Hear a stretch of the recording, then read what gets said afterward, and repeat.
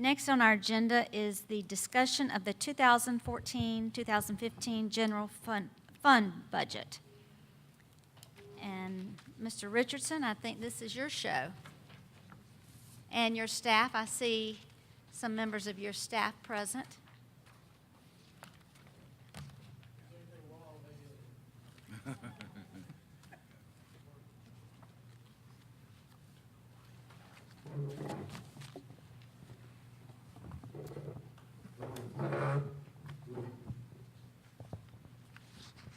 Thank you very much.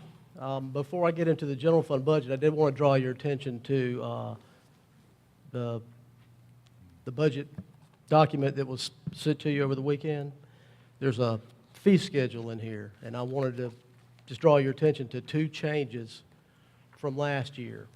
The first being the athletic fees, from $50 participation fee to $50 per sport participation fee. And the other one would be the parking fees at high schools going from $40 to $50. And that additional $10 will remain at each high school to help offset the loss of canteen sales due to the healthy foods that we're having to serve out of vending machines now and the loss of sales there. Any questions about the fee schedules?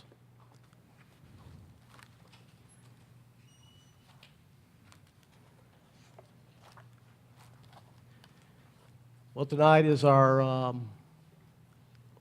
little more detail than what I described to you the last board meeting.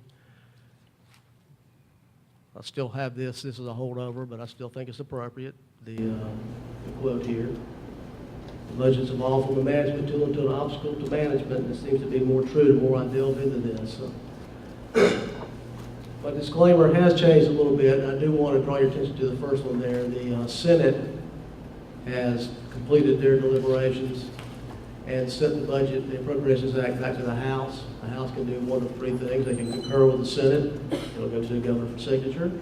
They can amend it and send it back to the Senate, or they can just non-concur, which in case there'd be a conference committee that will meet to hammer out the details. There's not much changes between the Senate version and what the House presented earlier in the year, other than the Senate has added approximately $24.5 million to expand the child development 4-year-old program in those plaintiff districts that are part of the lawsuit, the funding equity lawsuit.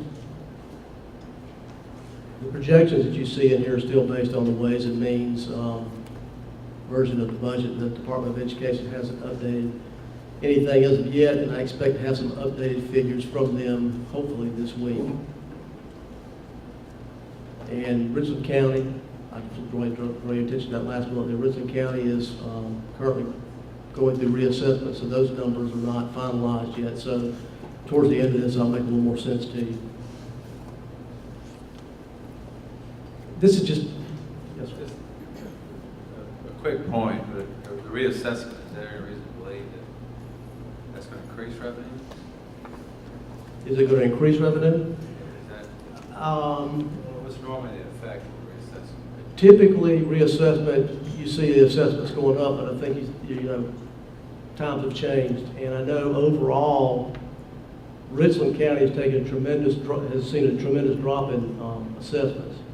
Most of that's on the 4% homes, the homes that we don't tax for school operations. All the 6% assessments, I do believe, are at least remaining level or increasing somewhat. So it could mean a little bit, but not a great deal.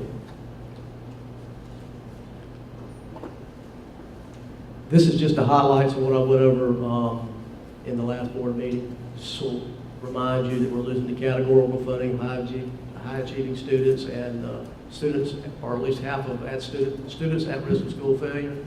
It will now become part of the EFA, part of the funding formula, the base student cost that people often refer to.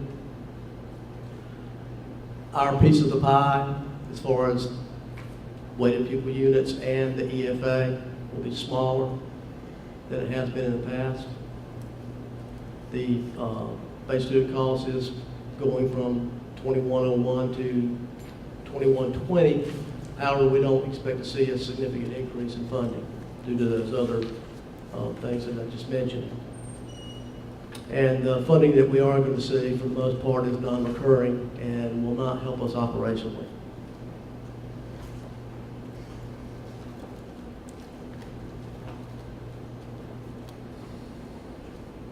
This is my attempt to give you all of the changes, what we're proposing in the general fund budget. The bottom line is we're looking at the 3.5% increase in expenditures, which totals to a little better than $5.5 million. Some of the changes that you see are due to us not having to spend a lot of money on the school resource officer program because we had a lot of startup costs last year, so we were able to reduce those budgets. We reduced our printing services budget by $59,000. We had the 7 new 4K classrooms that had a startup cost associated with that. We were able to remove from the budget, and part of the categorical funding that we're getting for reading coaches, we're able to shift some of those costs to categorical funds. Doesn't do enough to offset the increases, however. We're in this budget document that you're looking at, there are an additional 5 teachers budgeted at a cost of $350,000. There are 3 technology integration specialists for the middle schools at a cost of $210,000. There are 2 information resource technicians or specialists for a little better than $70,000 in this budget. We've got a half of a year for a principal and administrative assistant for the new middle school. That will be, we assume we'll have those in place by January. The Air Force JROTC program at Irmo High School and Dutch Fork High School are seeing a reduction in their funding due to the federal sequester of funds. So we've replaced that. Our utilities and maintenance cost, $507,000. Communications budget, which is basically phones. We are increasing that budget by $200,000. However, there's a corresponding $200,000 revenue item that you'll see later for E-rate funding. Categorical funding changes, obviously, that I mentioned earlier. We've got $9,000 in there for some interpretive services. Homebound services, we've been over budget, so we've just increased those costs to accurately reflect what we are doing in the current year. $11,000 for advanced ed. And then the big catch-all, and this is going to be a moving target for the rest of the remainder of this budget cycle, because we try to keep budget live with people coming and going. So as we, people retire, we replace them with younger folks maybe that earn less. You'll see these numbers change, or we have to put a vacancy in, positions not filled, that amount would be less if it's an older employee that's leaving. Credential changes are happening, health and dental cost, all of that. So that's what that $2.9 million figure is that you see there, which is basically about half of our increase in the general fund budget. Does anybody have any questions? This is just a snapshot of what our projected revenue is going to look like.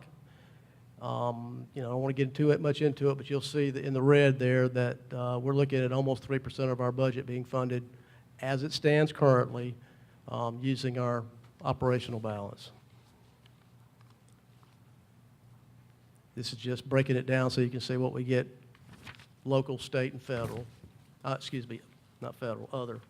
There are no federal funds in the general fund. That would be a bad thing. And these are just the numbers that you just saw the chart. Total local revenue of $59.1 million. Total state revenue of $96.1 million. I do expect the state fringe benefits and the EFA dollars you see there to change due to hopefully more accurate projections from the Department of Education when they get a handle on some of how these new numbers and weightings are working. The property tax relief numbers, those first two you see there, those figures have been frozen since the implementation of Act 388 and actually before that. Those numbers won't change. The only number that changes is that Tier 3, and it goes up by state population increase and CPI. It's about an additional $400,000 that this district will see in the next fiscal year.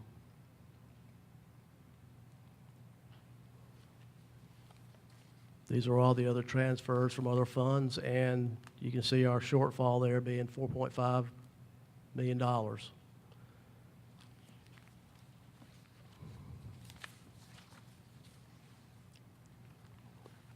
It's just breaking down your expenditures so you can kind of get a snapshot of where we are with that. But as you can see from this chart, salaries and fringe comprise close to 90% of our budget. And when you take into account that and all the other fixed costs that we have, there's just not a whole lot of room to do anything additional. And these are just the numbers that back that chart up for you. Total expenditures of $164 million.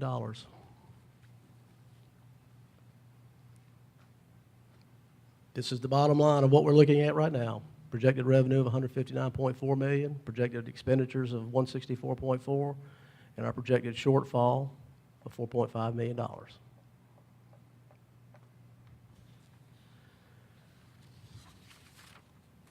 If the board opts to, pardon me, if the board opts to look at a millage increase, our consumer price CPI is $1.46 million. We got this information from the South Carolina Budget Control Board. Our population growth was 1.37%, and so our allowable percentage to increase millage would be 2.83%. If the millage rate were to stay at 229.27 as it currently is, then additional 2.83% on top of that was what we would be able to raise. However, due to reassessment, we may have roll forward or roll back millage, which will change the base on which we can apply that percentage to. Hopefully, it is my hope, I've got to, there's an obscure law that requires us to have equal millage rate in both counties during reassessment years, and we've got Richland County going through it currently, Lexington County next year. So we have to, with both county auditors, come to an agreement on how to reflect that equalized millage rate. So that's why I'm not able to tell you at this time what our ability will be or how many mills we can increase.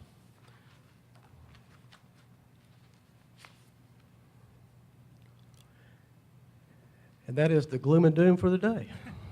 Does anybody have any questions? You can't tell us what the mill's going to be. Can you go back to that slide?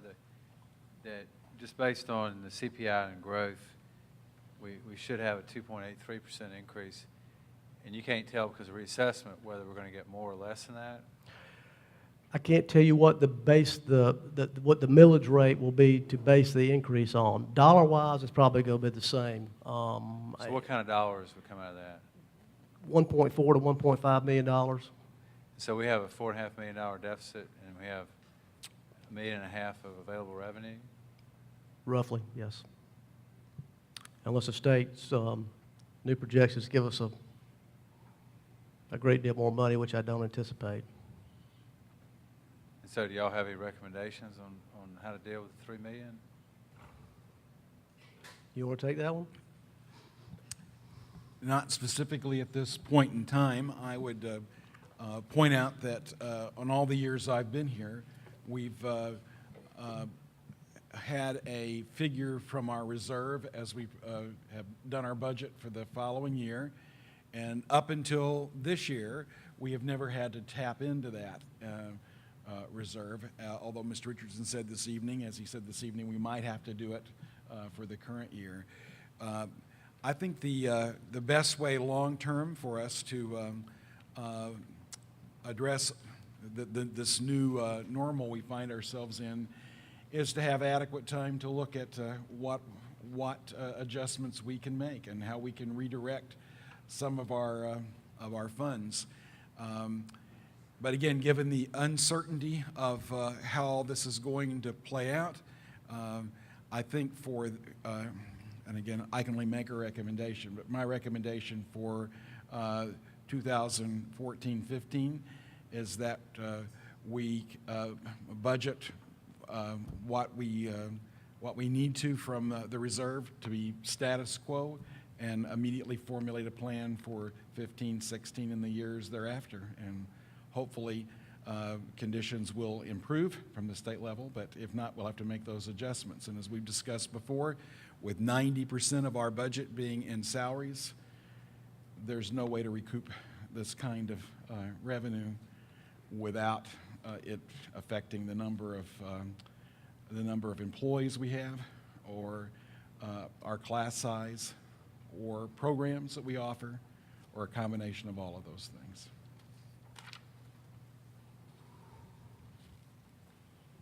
Mr. Turner.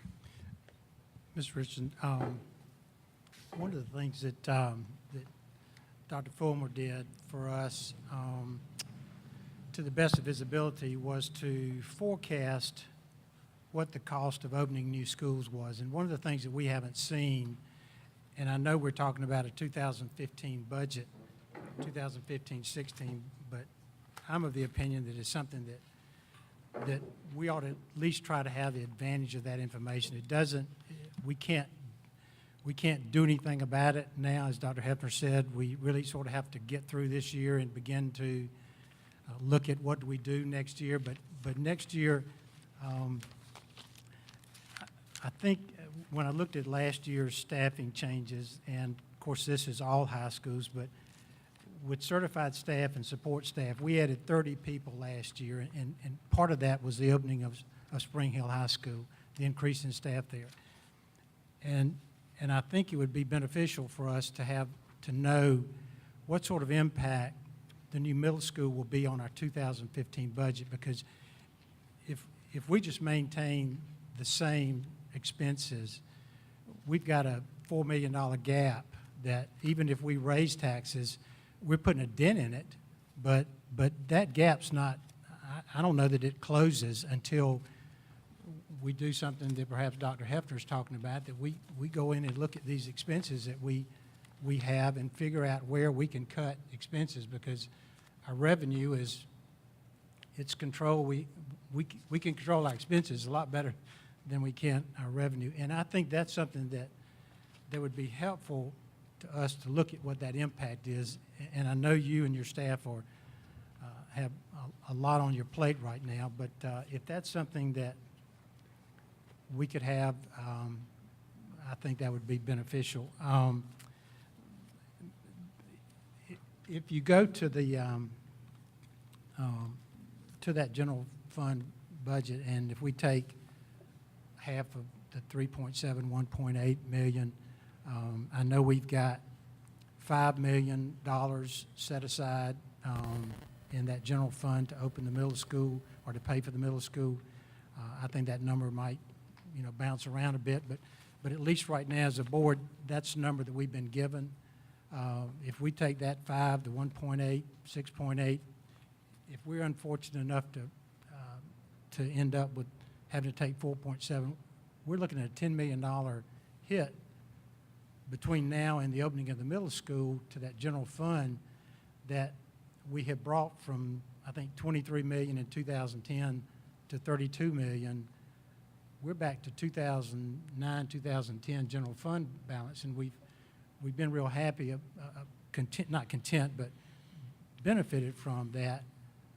It's held down our borrowing costs and so forth. So I think that if we could take a look at that number, I know we just got some of this information tonight, and I appreciate these charts. I think those are very helpful. But I did want to ask, can you go to one of these charts, which might be the in our packet? Do you have our packet on an overhead or slide that you can look at in this sheet from this? No, I do not. You do not? Okay, all right. One of the questions I had, because you started off talking about student fees, and maybe you know the answer to this off the top of your head, but student fees was budgeted at $35,000 last year, and it's zero for next year. Did you just move those, are those fees collected somewhere else? Yes and no. I mistakenly left that out thinking it was parking fees. Oh. And it's in fact the phone, the phone blast system or whatever, the maintenance on that. I think we collect $2 per child. That's what that is. It should go back in. Okay, all right. Well, I think with the new information in this, we'll maybe better suited for the follow-up meeting. But if I know that you've always said that you would do what's the pleasure of the board, and Madam Chair, I don't know if Mr. Richardson's department will have time to work on that projected cost for opening the middle school or not, but, and maybe I'm the only one that thinks that's important right now, but I think that would be something that if we could instruct them to do, if that's appropriate, I think that could be helpful to us, just to have the benefit of that. And Mr. Turner, you're asking that we come up with, just to make sure I understand it, projection on what it will cost us to open up the new middle school? Well, yes, ma'am, because the way I look at it, we know that's coming, and I don't necessarily think it's going to mirror Spring Hill as far as staffing or anything, but Dr. Fulmer did give us some estimates, and those estimates were created some time back, and I think we might have thought several years ago we would add 16 new staff. We ended up having 32, so we know that there'll be some operational cost to open that school, and if we find out that we're looking at $2 or $3 million on top of where we already are, I think that's information that the board could benefit from Right. having that. Okay, that sounds great. That would be, appreciate that if you could We'll do get to that, work on it. Mr. Thank you. Any other questions? Mr. Gant? Madam Chair, Mr. Richardson, I appreciate how diligently you've delved in this, and I know we're in a year where the funding formula, there's some pieces of that changing. We don't know the exact outcome.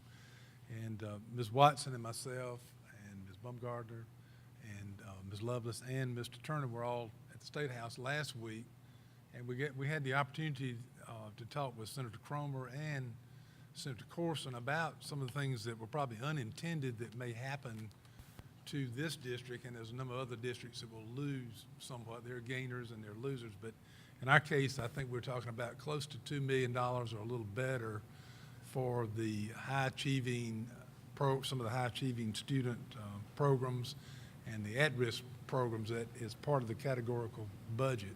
And we made them aware of that, and they were somewhat aware. They promised that they would look into that, and I know that you know that we asked you to send some information to one of their chief budget staffers down there, and we really appreciate you doing that. They're very proud of this district, and they know that certain things may be an unintended consequence, but they are going to look at that. One of our questions to them was that we knew there would maybe a provision to hold us harmless this year, but the next year is to come down the road. So I don't know what the outcome of that will be, but they genuinely seemed interested in looking into that.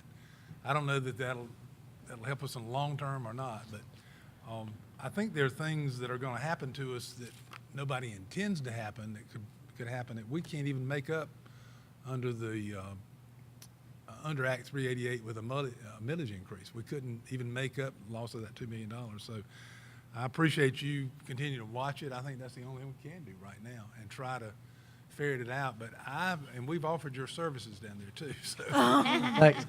if they may come to you, or their budget staffers may come to you and ask you about that, because they seem to be genuinely concerned about that.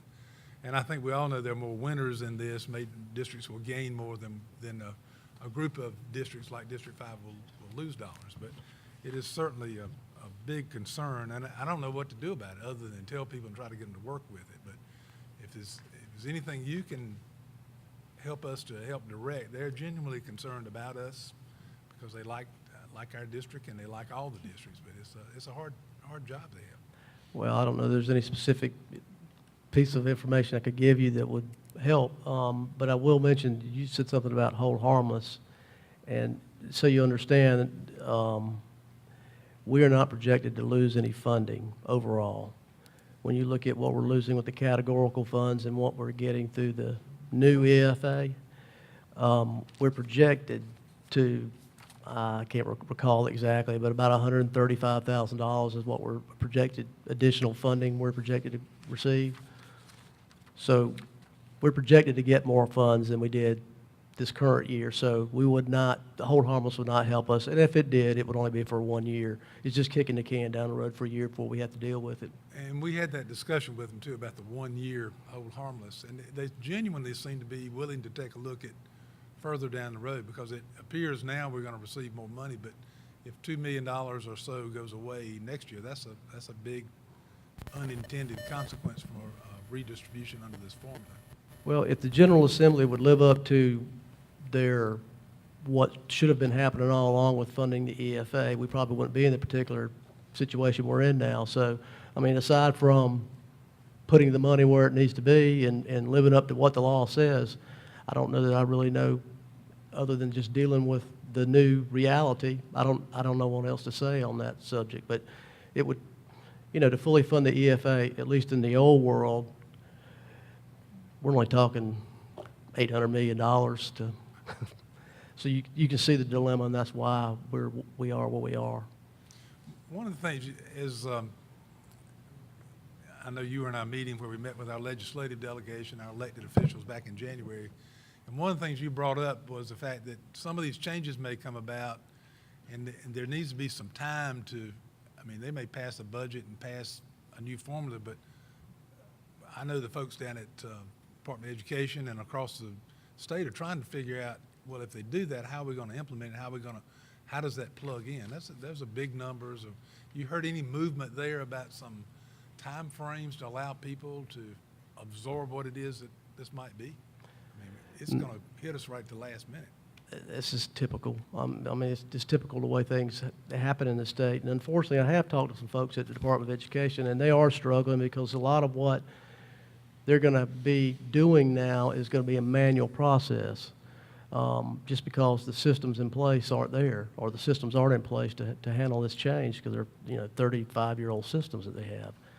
And, you know, it takes major rewrites of old software to be able to update. So I'm not sure where they're headed with this, but I have a big fear that before it's all said and done, they're going to have an issue getting the correct funding out to us in a timely manner as well. I know they're working and doing everything they can, and it won't be their fault, I can promise you, if that happens. But there are a lot of issues. A lot of districts are doing like we are. I've read several articles from around the state. A lot of districts are sort of just playing a wait and see to see what the state ultimately ends up putting out there, so they'll kind of have an idea of what they can expect from the state next year.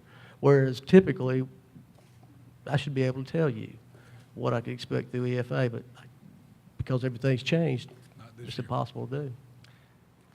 Mr. White? I think that, I think it's great that y'all were there and had the opportunity to talk to legislators and start that communication, because I really think that is a beginning, and it shouldn't be an end. But that, I mean, as long as I've been on this board, we said that over and over and over. If they'd only funded what the EFA required, then we could do everything that needs to be done.